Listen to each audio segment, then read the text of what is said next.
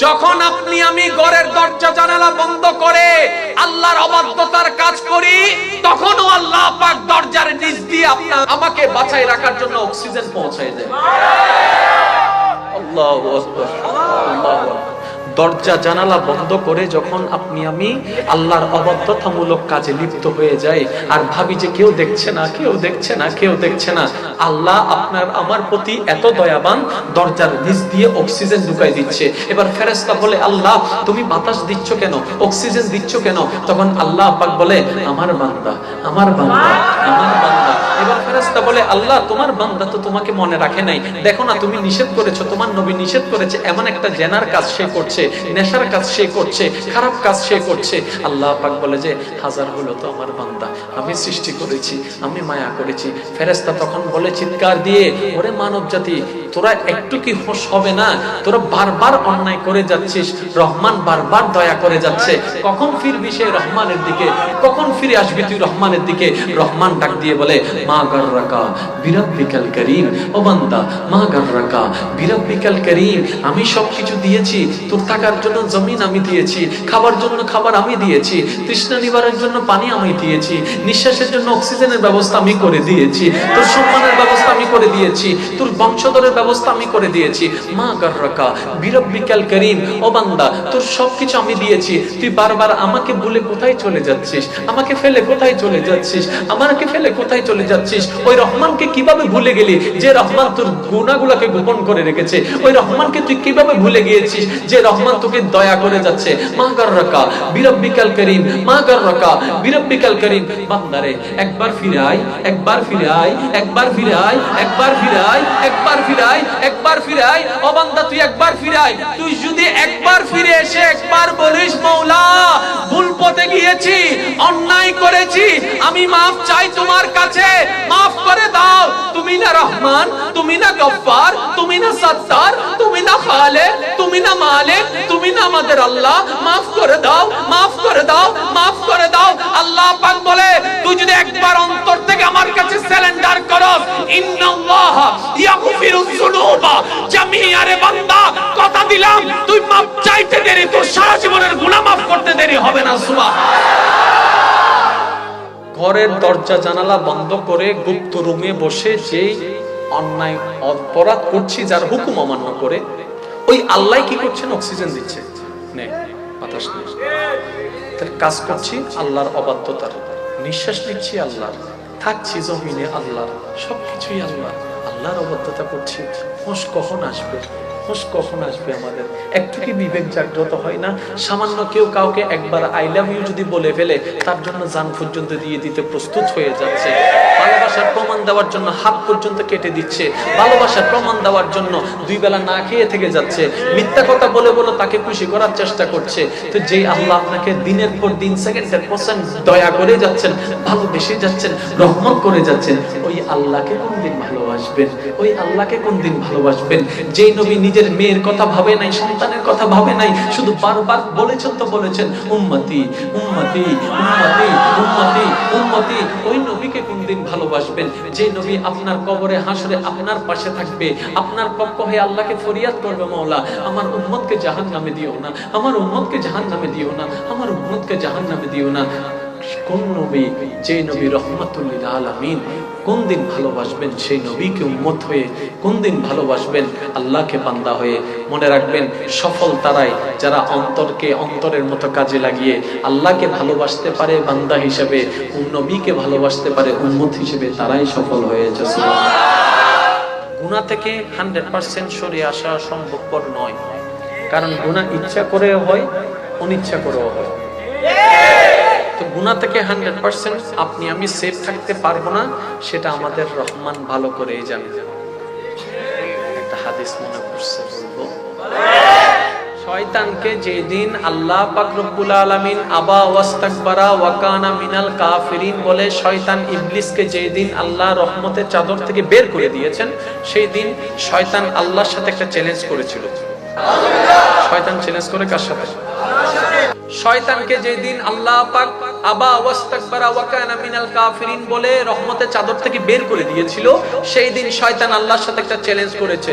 শয়তান আল্লাহ পাক রব্বুল আলামিনকে বলছে, আল্লাহ যে মানব সৃষ্টিকে বানায়েছো, যে মানবকে সম্মান না করার কারণে তুমি আজকে আমাকে রহমতের চাদর থেকে বের করে দিচ্ছ, এই মানব জাতিকে আমি জান্নাতে যেতে দিব না। আল্লাহ পাক বলে তুমি কি করবা? আপনি শুধু আমার কয়েকটা দোয়া কবুল করেন, তারপরে দেখেন আমি কি করি। নাউজুবিল্লাহ। শয়তান চ্যালেঞ্জ করছে কার সাথে? কত বড় বেয়াদব দেখছেন, কত বড় বেয়াদব। সে চ্যালেঞ্জ করে আল্লাহর সাথে। আল্লাহ পাক বলে কি দোয়া? আমাকে কিয়ামত পর্যন্ত হায়াত বাড়ায় দাও। কই দিলাম। মানুষের রগে রগে হাঁটার পারমিশন দাও। কই দিলাম। আর কি চাস? আমি কুমন্ত্রণা দিতে চাই মানুষের মনে। কই দিলাম। তখন শয়তান বলে, এবার দেখো না, এই মানব জাতির কারণে তুমি আমাকে বাইর করে দিছো না, এই মানুষগুলোকে আমি কিভাবে ধোঁকা দিয়ে দিয়ে জাহান্নামে নিয়ে যাই, তুমি দেখো। চ্যালেঞ্জ করছে কার সাথে? আল্লাহর সাথে। কাদেরকে নিয়ে? দল কয়টা এখানে? একটা আল্লাহর, একটা শয়তানের। শয়তানে চ্যালেঞ্জ করছে আমাদেরকে জাহান্নামে নিয়ে যাবে। শয়তানে চ্যালেঞ্জ করে ফেললো। আপনার আমার আল্লাহ কি বলছেন জানেন? শয়তান তুই কি করবি? আমার এই মানুষগুলোকে কি করবি? কয় এমন ভাবে গুনাহ করাবো তাদেরকে আমি জাহান্নামের দিকে নিয়ে যাব, জান্নাতে যাইতেও দিব না। আমি একা কেন জাহান্নামে যাব? তাদেরকে সহ নিয়ে যাব। এটা হচ্ছে শয়তানের টার্গেট। আল্লাহ পাক বলছেন, শয়তান তোমার বলা শেষ? শেষ আল্লাহ। এবার আল্লাহ পাক বলে, তাহলে এবার আমারটা শোনো। এবার আপনার আমার আল্লাহ কি বলছেন শুনুন। আল্লাহ পাক বলছেন, রাহমাতি ওয়া কুদরাতি ওয়া আজমাতি ওয়া জালালি। আমি আল্লাহর কসম সবাই খায়। আজকে তোর কথা শুনে আমি আল্লাহ নিজের কুদরতের কসম খাইলাম, নিজের রহমতের কসম খাইলাম, নিজের জালালাইতের কসম খাইলাম।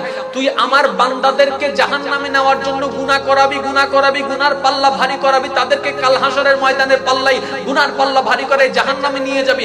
এটাই তো তোর টার্গেট। তাহলে তুইও শুনে রাখ, আমার বান্দা 1 বছর গুনাহ করবে, 2 বছর গুনাহ করবে, 3 বছর গুনাহ করবে, 5 বছর গুনাহ করবে, 50 বছর গুনাহ করার পরও যদি একবার যদি বলে আল্লাহ মাফ করে দাও, আমি আল্লাহ 50,000 বছরের গুনাহ মাফ করে দেব। শয়তানের চ্যালেঞ্জ কি ছিল, আর আল্লাহ আপনার পক্ষে কি চ্যালেঞ্জ করেছে? আপনি আমি এত বোকার ঘরের বোকা, খাই আল্লাহর, থাকি আল্লাহর জমিনে, ব্যবহার করি আল্লাহর দেওয়া নিয়ামত, খুশি করি বারবার শয়তানকে, খুশি করি বারবার শয়তানকে, খুশি করি বারবার শয়তানকে। তারপরে আল্লাহ নারাজ হচ্ছে না। আল্লাহ পাক বলে যে 10 বার তুই শয়তানকে খুশি কর, সমস্যা নাই, একবার আমাকে আল্লাহ বলে ডাক, একবার আমাকে আল্লাহ বলে ডাক, একবার বল না রহমান, একবার বল না রহিম, একবার বল না আল্লাহ।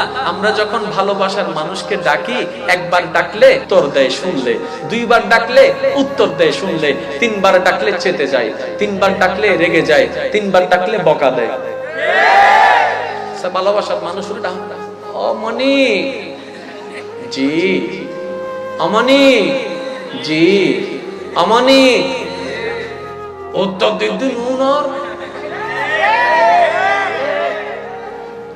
কয়বার ভুল বলছি মনে হয় না?